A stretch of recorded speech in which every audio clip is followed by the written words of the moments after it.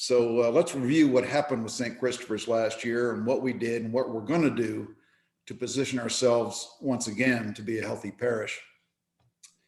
You may remember during our last annual meeting, my comments were mostly dealt with the misappropriation of funds we found in the school finances. The insurance company's auditors ultimately determined that unauthorized school credit cards were used to purchase some $160,000 worth of makeup, jewelry, and non-school related items over a period of some 18 months. That's, almost or a little bit over $100,000 a year.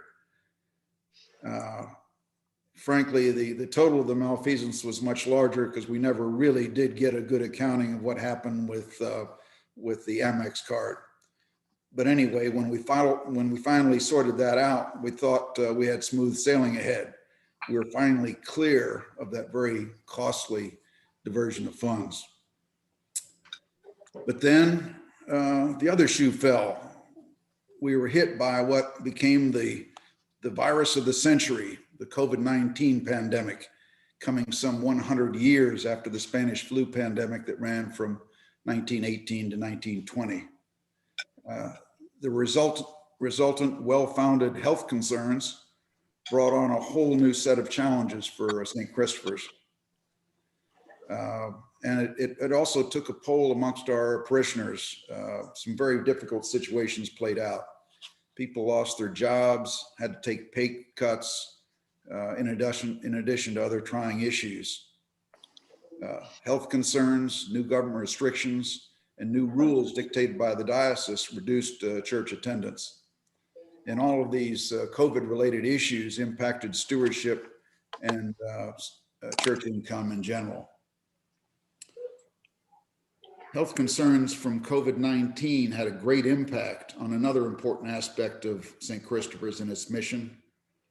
It brought the closing of St. Christopher's Montessori School. The vestry and the parents of the school had some real concerns about the health and safety of the children, their teachers, and the staff.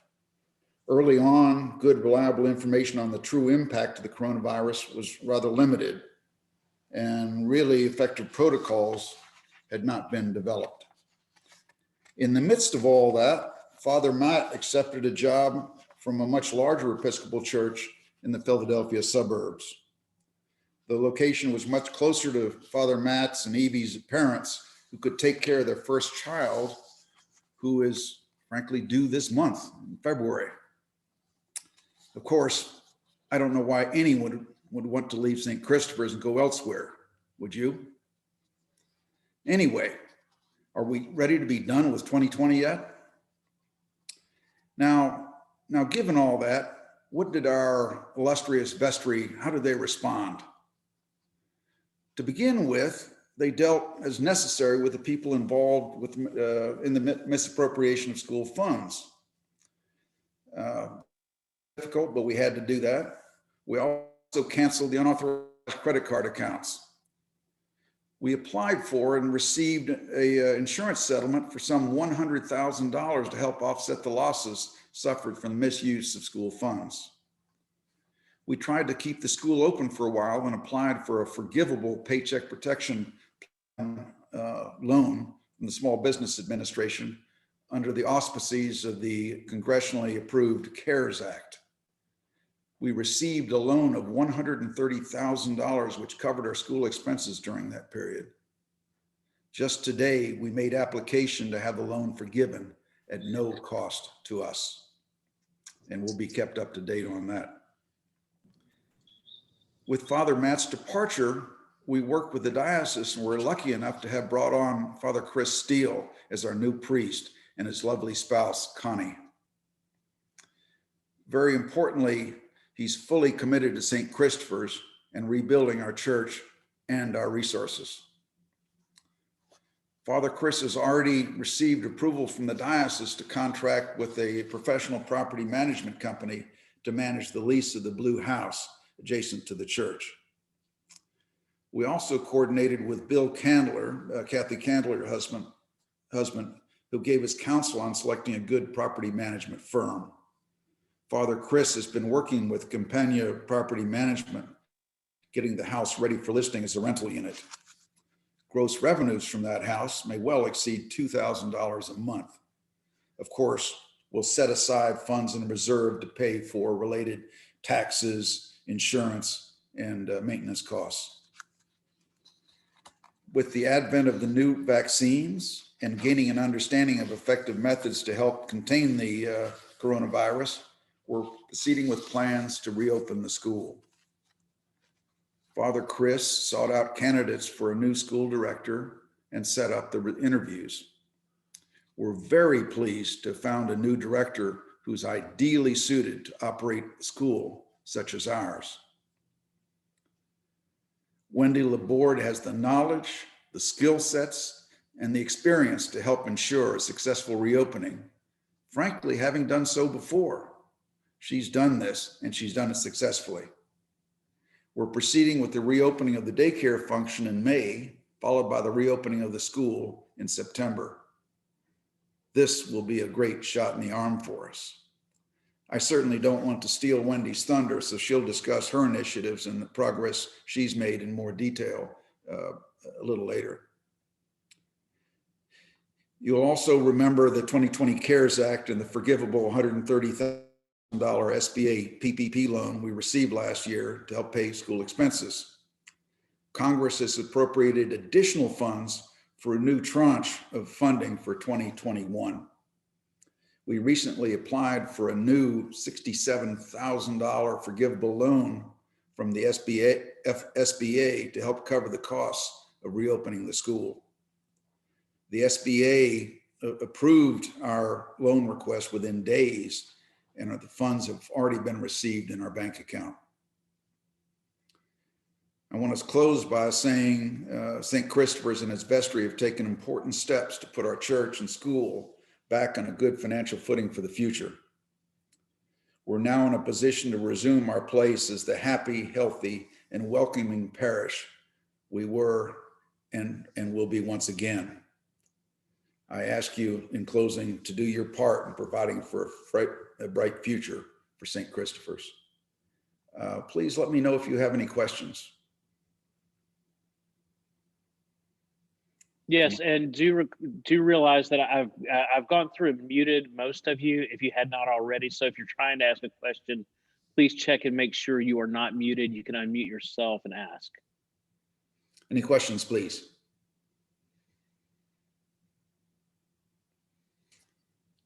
Okay, well, I won't talk. Thank you very much then. Well, thank you, Bill. And it's at this point that I'd like to introduce Ms. Wendy LaBorde. Wendy comes to us from Plano, where she has been the director of Montessori preschool. She has both opened new schools and taken over schools that had hit a wall and trying to grow.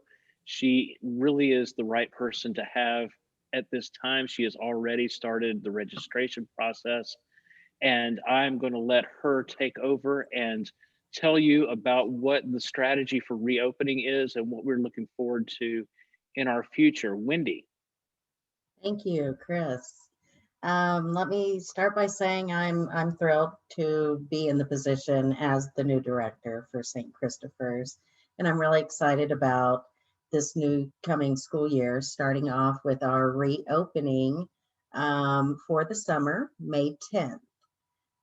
In preparation for that, we will be hosting an open house and family gardening day on April 10th, inviting all of our prospective families that have reached out and toured with us leading up to that date, to be able to finally see the campus in person, see the updates that we've made, and meet the new staff that will have joined us by that time. So in preparation for that, I have developed a summer program incorporating weekly themes to the curriculum to add a little summer fun to the traditional daily routine, including the Montessori program that they will be doing year round.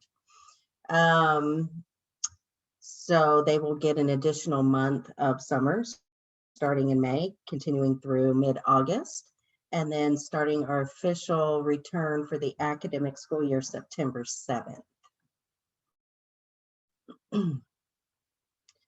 Does anyone have any questions regarding?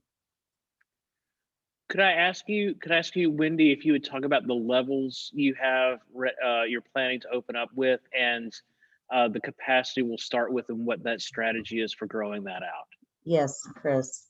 We will be starting off with 2 classrooms in our largest spaces in the building. So 1 toddler classroom with a maximum of 27 students, 3 teachers. That's 1 lead, 1 assistant, and 2 part-time assistants, 1 for the morning, 1 for the afternoon.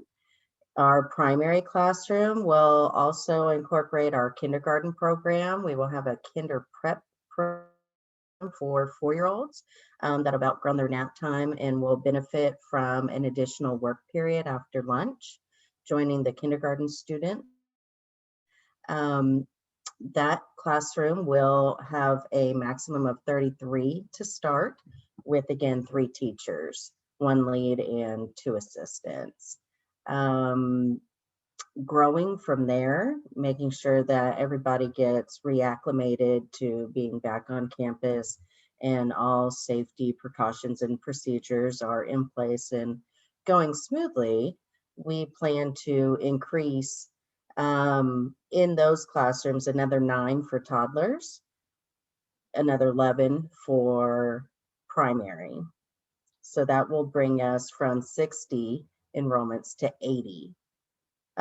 In addition to that, I am working with licensing to reissue our permit to accept infants as well, and hope that next year we can add our infant program starting at 3 months old. I see Justin in the chat has the question about, do you have any general details on the precautionary measures regarding COVID, and how will that be communicated to give confidence to parents as we reopen? Absolutely, Justin. When I've been speaking to parents for tours, I am making sure to inform them of all the plans we have, starting off with allowing them to come into our lobby to drop their children off, sign them in daily. That way they at least have some face-to-face contact with the office staff in the morning, being able to kiss their child goodbye. And not feel rushed and just having the child taken from the car. I think it will allow for clear communication on a daily basis.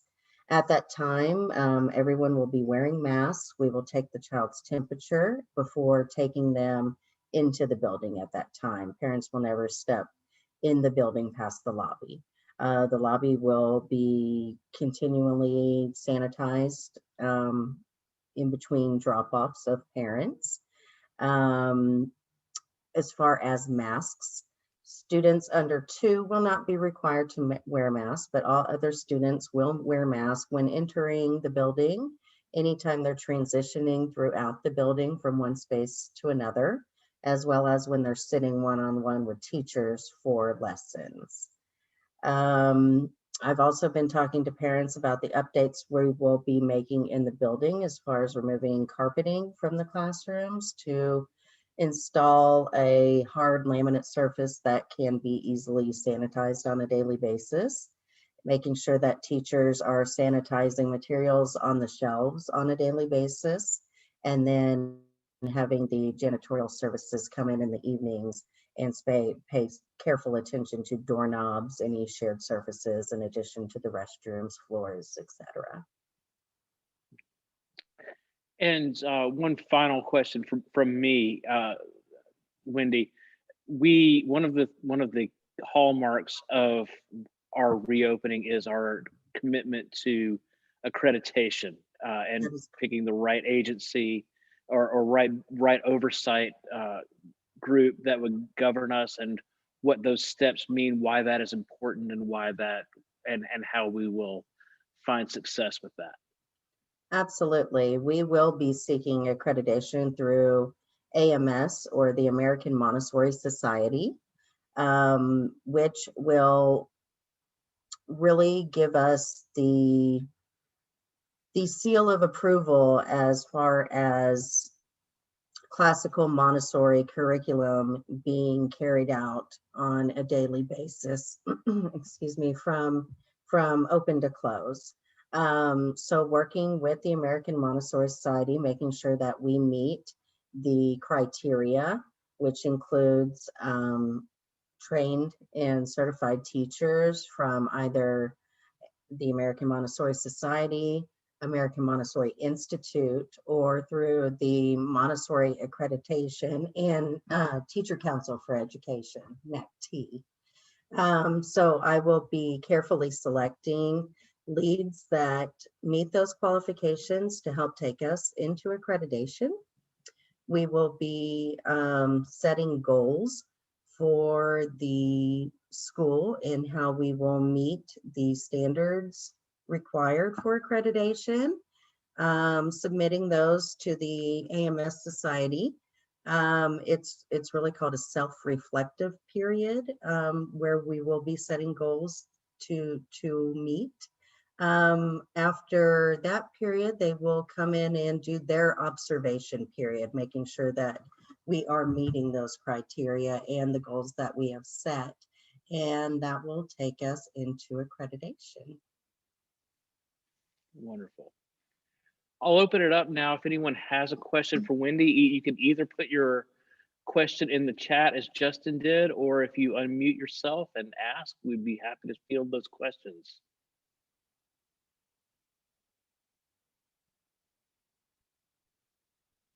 All right. That was very informative. Thank you, Wendy. Thank you. At this time, so this is the time we would traditionally have the junior warden's report. As many of you know, our junior warden from the past year, Jacob Becker, has accepted a position in College Station. And so he and Megan have moved on to be Aggies full-time. And so they have left us, but I will speak more to this in my remarks, but Wally Wheeler, who has been the junior warden, I don't know how many times, Wally, but he has agreed to do that again. He has the knowledge of our facilities, and we will try to regularize all of that. And so, Wally, we're very grateful to you. Can you give us a rundown on where we've come from and where we might be headed as we go forward into 2021? Sure. Well, one thing I learned in 2020 is that I really don't enjoy looking at myself during Zoom meetings, but I think we've all had to adjust to different things this last year, and that's certainly one of them. But so when COVID hit, the business of managing the church and the school's facilities drastically changed. When the school closed and the church went online, the facilities, as you would imagine, were basically unoccupied. And it became clear that COVID was going to be around for pretty much the remainder of the year. So we looked at what was required to keep things operational and maintained, given the low level of usage, and also trying to lower our costs.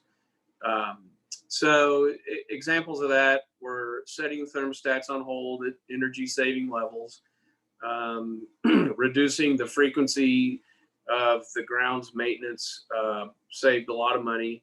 Also, we flushed the water fixtures in the church and the school periodically to avoid stagnant water. So that's kind of something most people don't think about, but something that needs to be done. We did have some minor repairs, including a few plumbing fixtures, urgent tree pruning, and just items similar to that. The water bill rocketed in June and was determined that the church's irrigation had a pretty major leak that had gone undetected, and that's been repaired, and we are now trying to get a portion of that loss refunded from the city of Dallas. So hopefully that'll come through. Looking forward to 2021, there's a few items that were put on the back burner in 2020 that need to be addressed. One of those is the sacristy's HVAC unit needs to be replaced. It's the original unit from 1993, so it's done its service. The church's lighting, the 6 fixtures that are in the church interior, we had a plan to retrofit those to LED, which will drastically increase the amount of light and also improve the color. So it'll make it much more pleasing when people go in. And in addition, the annoying hum that most people know about when the lights are on, that'll be gone, and as well as reducing our energy bill. So win-win for everybody on that. Some of the bigger issues in 2021 are going to be related to getting the school buildings ready and looking good for the start of school. The exterior refinish of the old school building is a high priority. Obviously, we really need that to make a good first impression on the prospective school families. So that's very important. Many, if not all, of the school rooms will get a fresh coat of paint. As Wendy pointed out, flooring in the buildings will also be looked at to improve the appearance as well as making it easier to clean.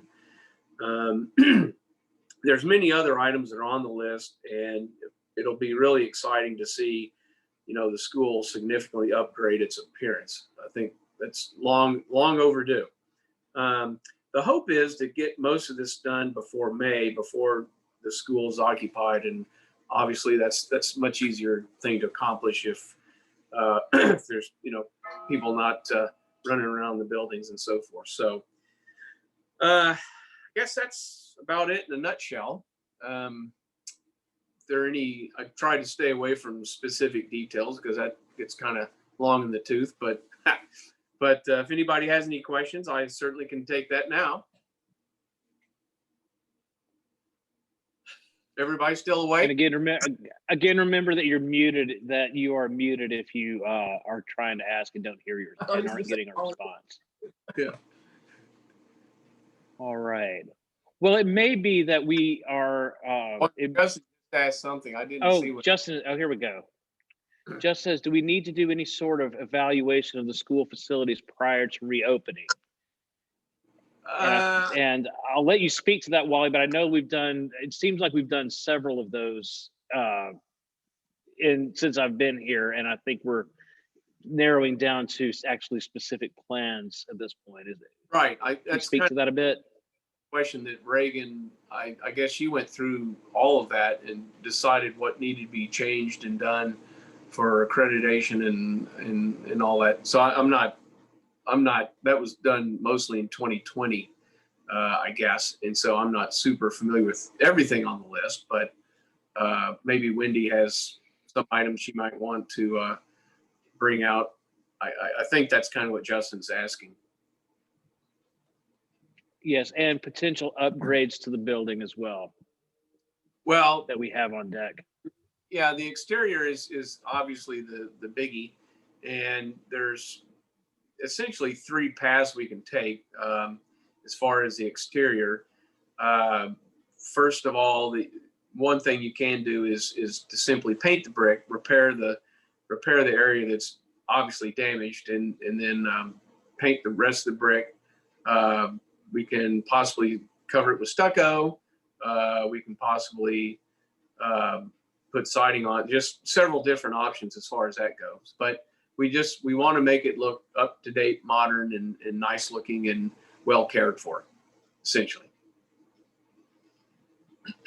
Very good. And I'll just add to that, Wally, that in addition to that, making that first impression, like you said, for prospective families, in addition to just making sure that it is a safe and sanitary environment for our students, teachers, and families.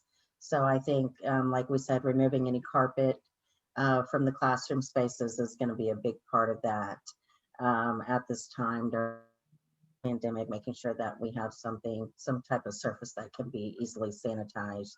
In addition, like you mentioned, the fresh paint throughout the building as well, I think it's going to be a grand improvement. And I know we've also talked about new windows on the building as well. I think will just overall improve efficiency for the utilities as well. So those are just some of our grand plans.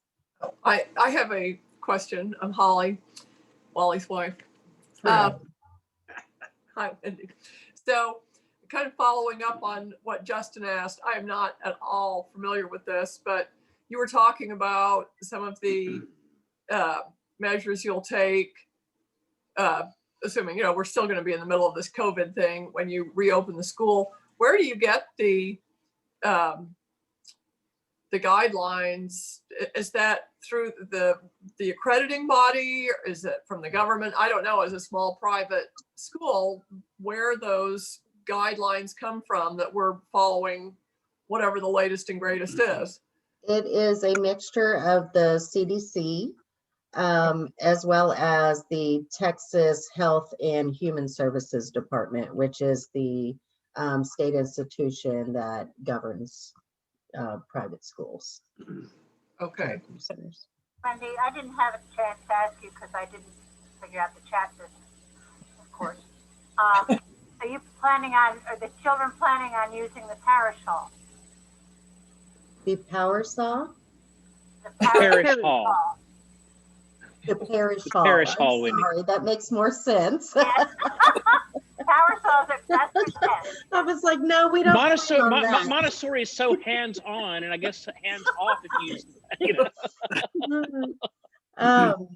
We will be using the parish hall in the early mornings before school starts as a free play space, in addition to in indoor space when weather does not permit us to play outside.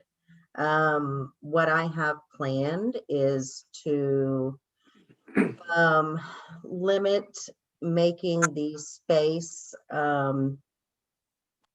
look chaotic or messy. I want to keep our materials on shelves that are on wheels that can easily be rolled out of the way and into the side when not in use. I want to be very respectful of the space in the parish hall, and will be really minimizing what is currently existing in there as far as the school play toys and materials. Are you thinking about removing that carpet too? That's what got me thinking about the parish hall. If it's an option, that would be lovely. I would like to remove any carpet throughout the building. Because I think we don't, Morris would know, do we just have concrete under there? I'm not positive what's under the carpet, but I know that when touring the school, I believe there are some snags in the carpet. So Oh, I know. yeah, so definitely could be replaced to improve that as well. And again, if we're using that space, we want to make sure that it is easily sanitized in all areas. Thank you. I want to emphasize too that in the discussions that Wendy and I have had, we are being very aware of the parish hall as a shared space that we want to be welcoming for the school, as well as to remain our parish hall. So we're looking at options to secure the things that we use regularly, and also allow for a broader use of those things. And Kim, you have your hand up. Yes, I have a question about the huge boulders, the rock boulders that are lining right up against the parking lot. When those were set, they were put in an area that is blocking the sprinkler system for the yard. And so that yard now is not going to get any water whatsoever because the boulders are covering the spigots. So are they going to be, there was at one time discussed that someone was going to come out and move them so that, you know, that grass can be watered. Otherwise, that whole area is going to die. On that issue, Kim, Phil Mean has been very vocal about that, and he'd like to see those, in fact, move back close to the building so that we Okay. have a safe walkway and yes, so the sprinklers can work and that sort of thing. So that's a very good point. Okay, great. And also with the boulders there, you're not able to see the sign. Yeah, other than that, it works really well.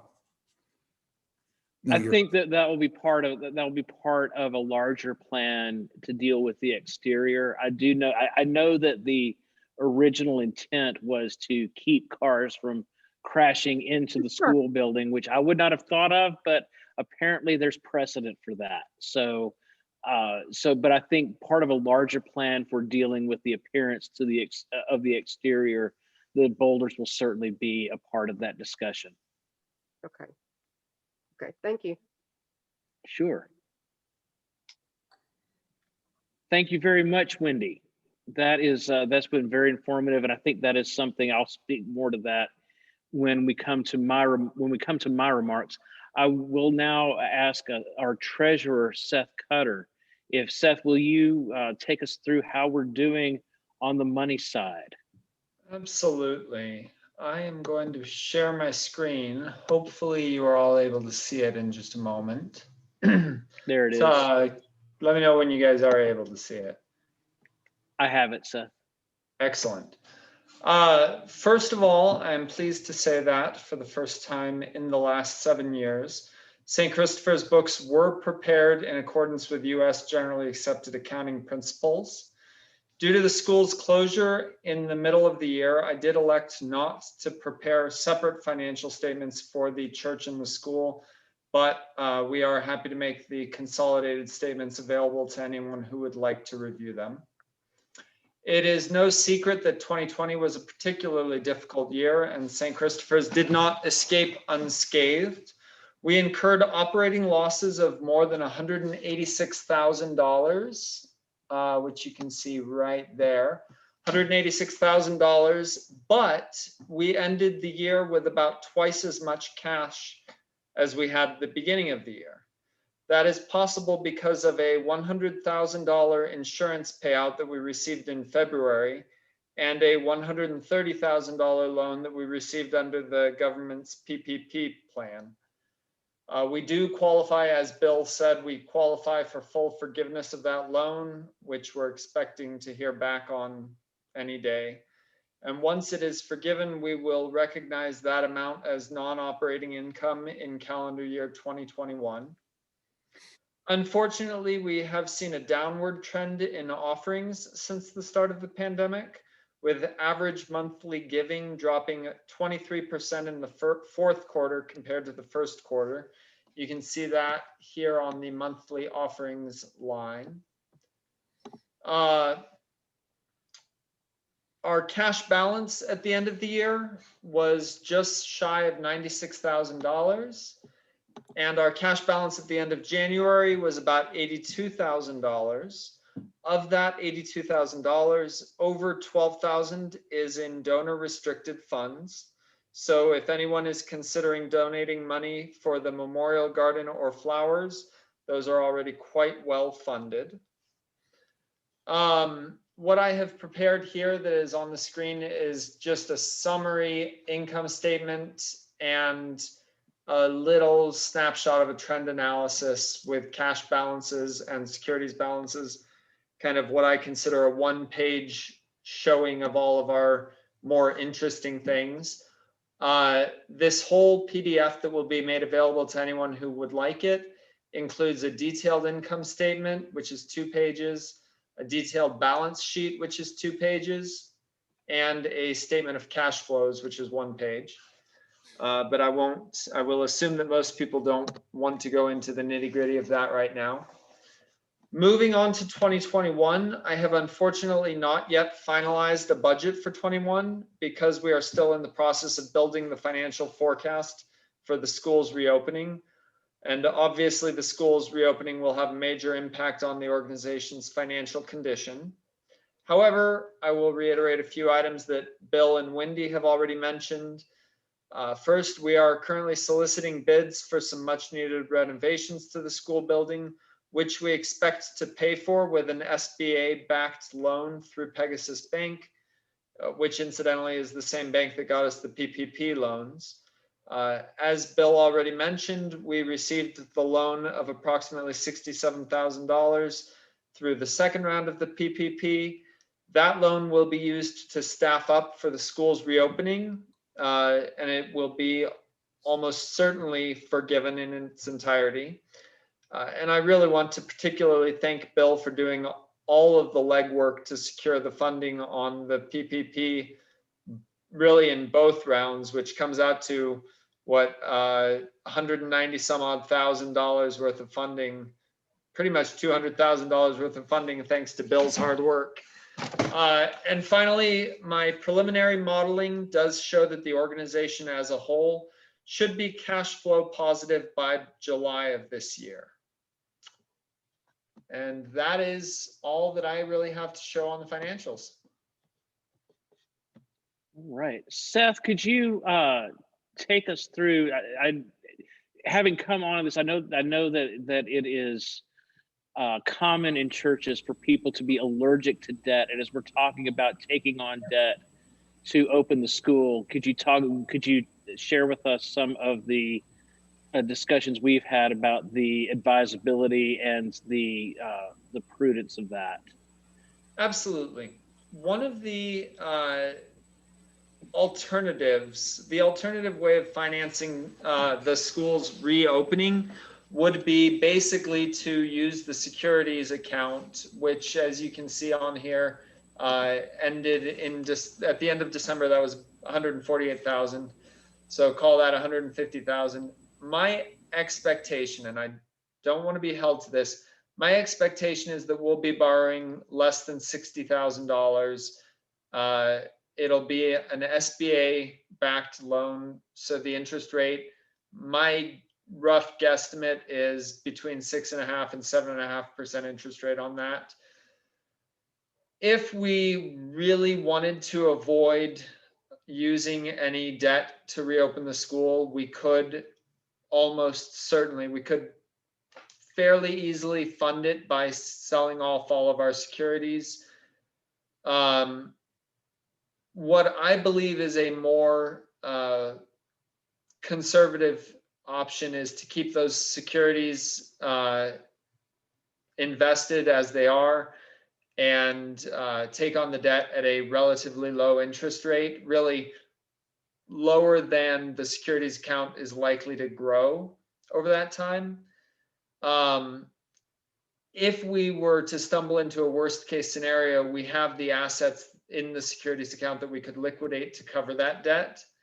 My intention is to seek a 3-year loan, which 3-year loan at 6.5% to 7.5%.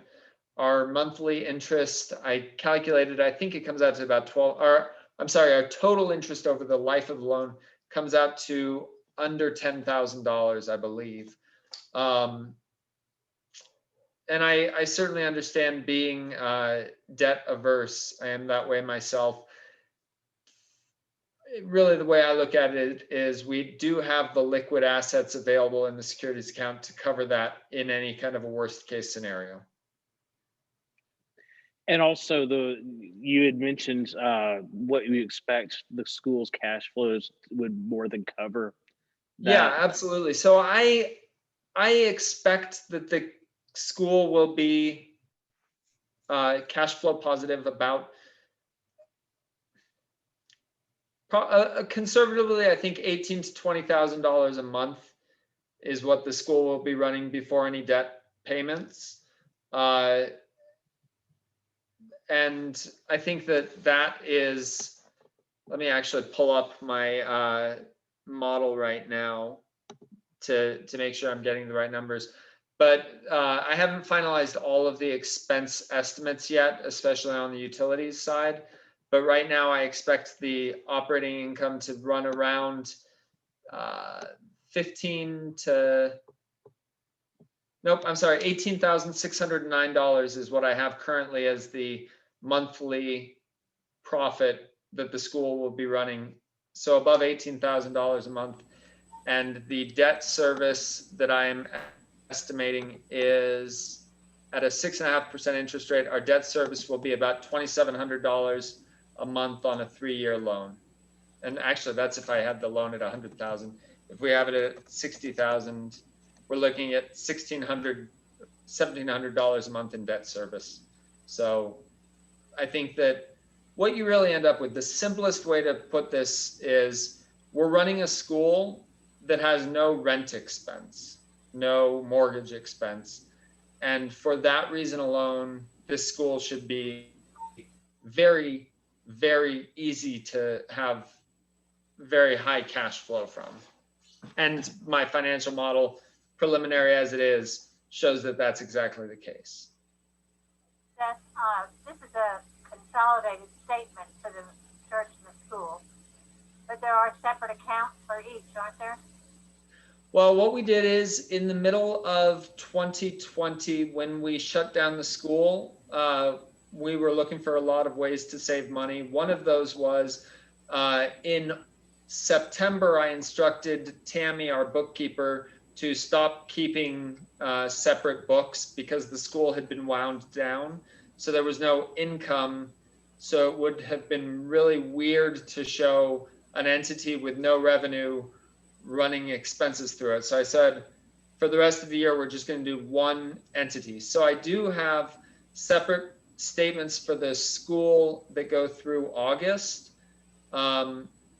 They really are not that meaningful. So I hope that answers your question. But so all the money that we get from pledges and school tuition and everything, that's all in one big pot. Is that correct? No, I'm sorry. We do have separate bank accounts. That was my question. Yeah. Right. Yes, we have separate bank accounts. We don't account for that separately in our financial statements. Right. Yeah. I thought the statement was consolidated, but not the account. Correct. Thank you. Right. And now we're back to where, you know, Wendy is now the school's account is funded, and Wendy is using that for school expenses, and we're not paying any of those out of church expenses anymore. Correct. Good. Yeah, very good job. Thank you. My pleasure. Thank you very much for that, Seth. Well, with that being done, I will move on without objection to my report. And I hope that this is meaningful for you. Grace to you and peace from God our Father and the Lord Jesus Christ. So I'm sitting now, as you can see, where I hope we will all be in the very near future. We truly have a beautiful church in every sense. And as I look past the camera into the pews, I am very much looking forward to the time when those pews will be full again, and we can all be in actual communion with each other. I started my ministry at St. Christopher's at the end of September, but in reality, I've been something of a part of your community even before that. My predecessor, Father Burdett, is a very close friend, and through him, I came to know and to care for many of you as I filled in for him as needed, and generally made St. Christopher my family's home in the early part of 2020. I saw firsthand how our present crisis has affected the community life of St. Christopher's on every level. By grace, we have had instilled in us a love for this church and this community that has strengthened us and kept us going through this rough patch. I truly believe that in this time and place, St. Christopher's is in a position to offer what no other parish can to our community. I don't want to dwell on the difficulties of 2020, but I think it is important to acknowledge them. Bill has already outlined many of them regarding the management of the parish. Some of those difficulties are new and the result of upheavals in our city and our country. Others are issues we've had that we must now confront. And still other difficulties represent opportunities for us to flourish as a parish. To that end, I'll not be reciting the usual list of statistics you're accustomed to in annual meetings. Attendance, baptisms, weddings, and funerals are not useful statistics at this point after the year that we have had. Our diocese and the national church have committed to providing guidance on the best way to report these things, and as that becomes available, we will make you aware of the relevant data. But data does not tell the story of a parish.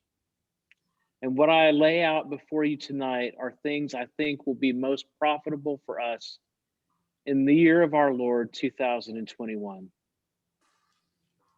First, the closeness and affection you have for each other is admirable.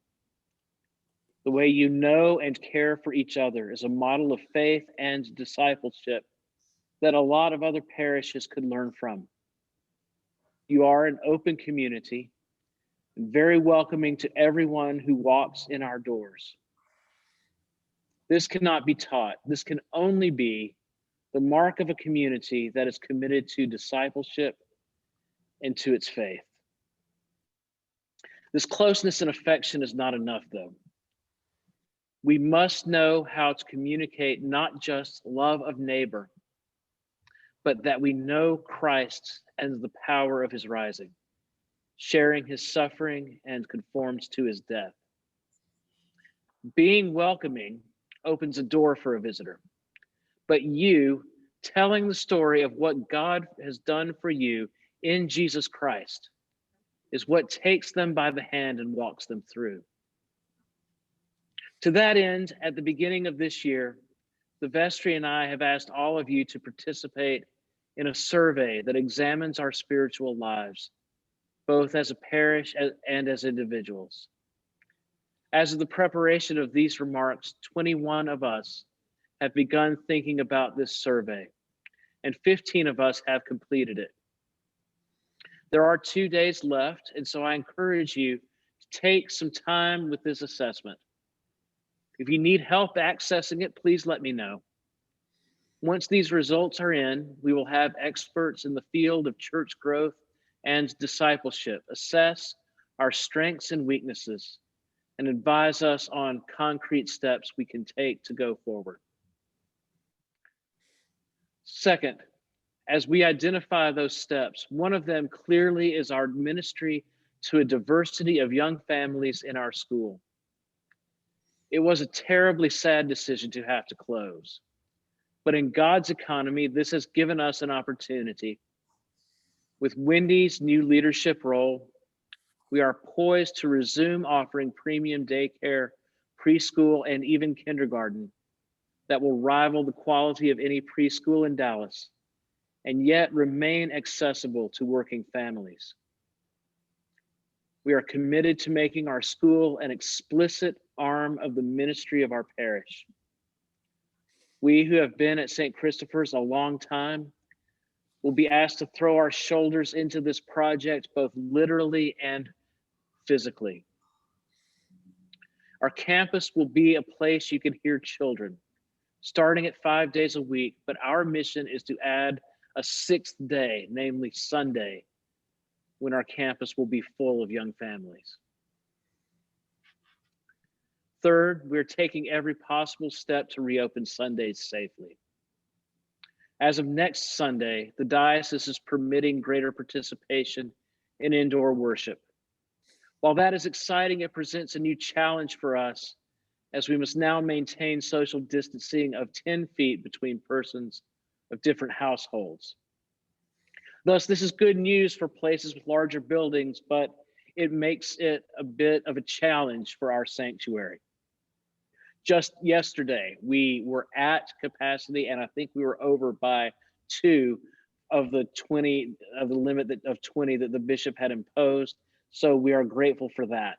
It was a great day to look out and say we are. It is very rare a priest gets to say his church was too crowded on a Sunday. But the vestry and I will be assessing our options on and doing our best to make worship as available and as normal as possible. For the foreseeable future, we will remain at a single right to service on Sundays. As Easter approaches, we will continue to do our best to make these accessible both in person and online.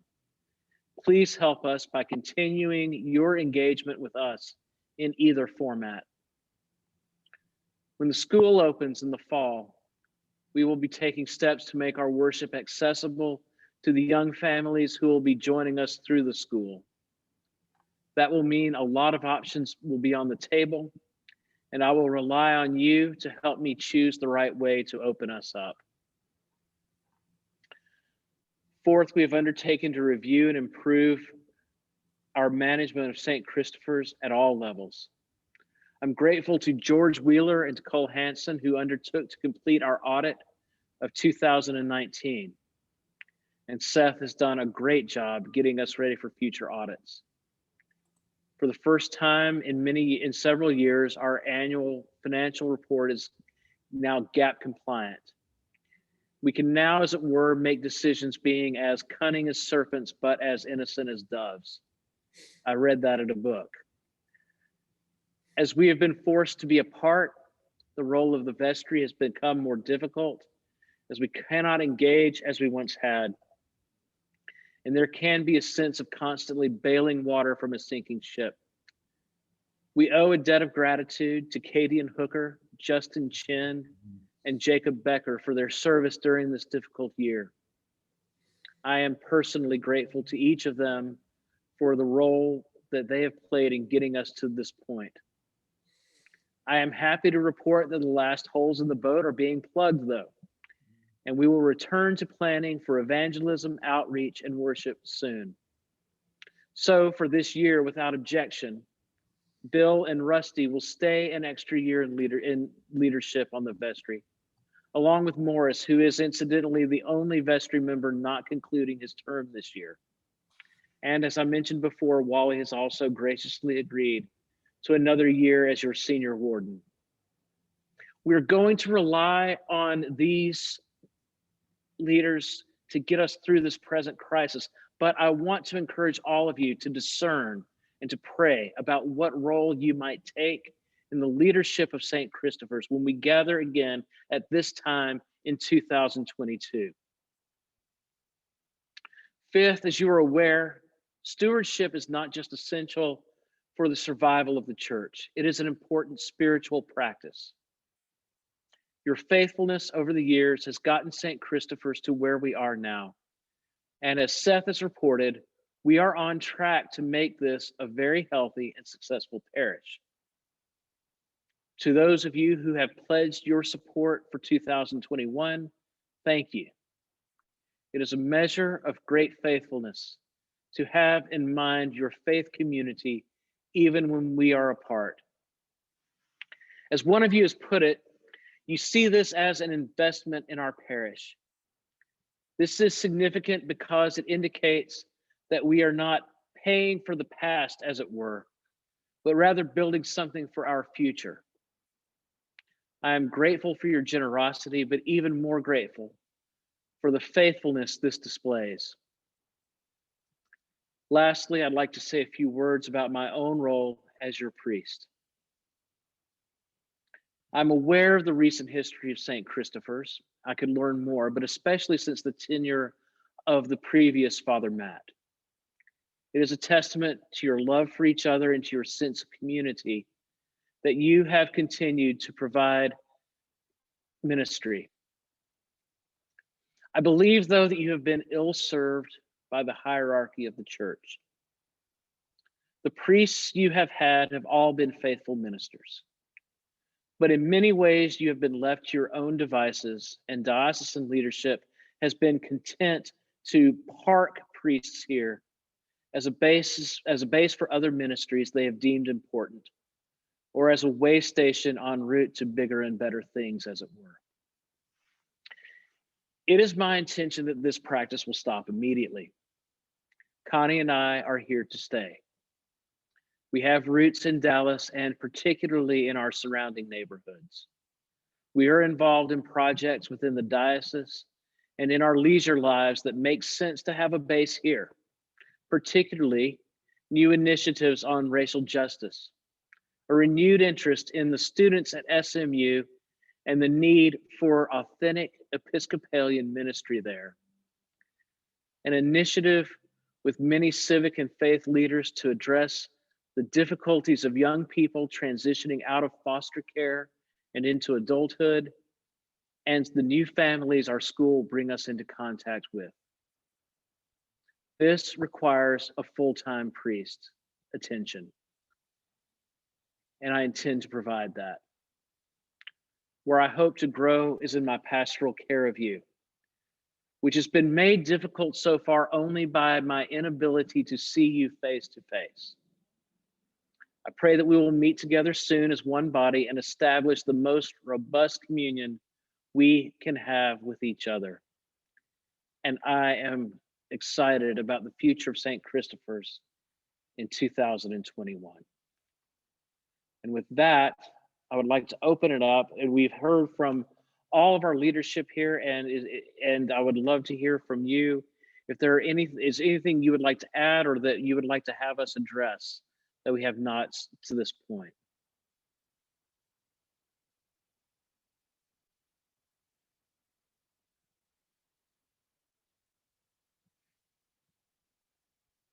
There is a hand up.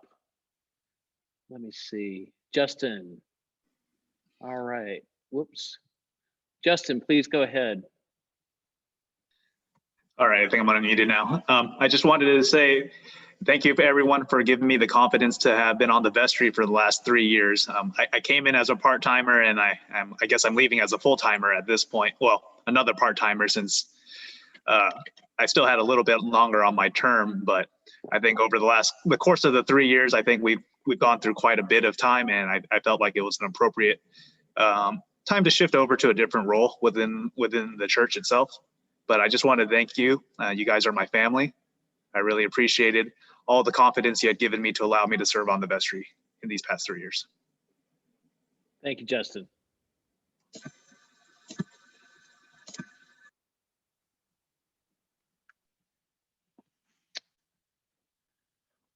Well, with that, if there be no objection, Bill, would you ask for a motion that we adjourn?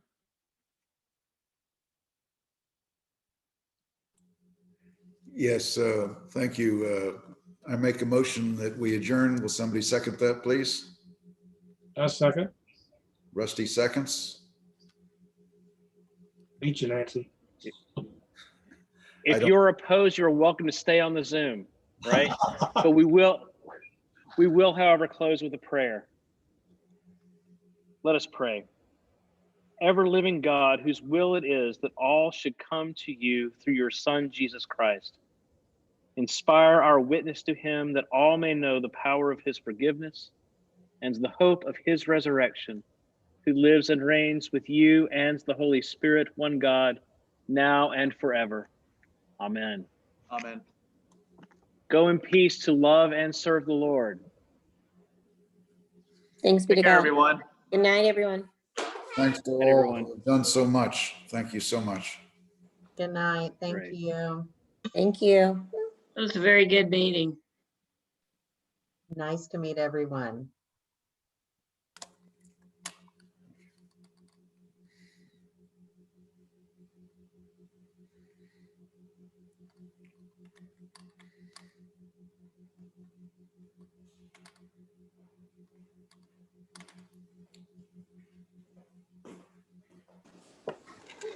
Say hi. Hi. How are you doing today? Isaiah wants to Did say you watch the hello. Hey, Katie. Hey, Isaiah. How are you doing? Isaiah, sit properly, please. You say hi to Father Chris. Say hello. Hello. How are you doing, Isaiah? What did you do today? I was talking to Nancy and I drank this. You drank some water. All right. And there's a baby in Mama's tummy. Oh, that's fantastic. Who's coming? Congratulations. Isaiah, Congratulations. Isaiah, you look like a young man. You have grown up so much. But Wow. also baby too, and I was crawling around and biting stuff. Oh, Oh, goodness. But you're not a baby now. Good. Well, congratulations to you and Isaac also. Thank you. I mean, Thank that you. is fantastic news. We're very glad for you. All right. I'll see you all Good soon. night. Good night. Hi, Stephen. Bye. Thank you. Bye-bye.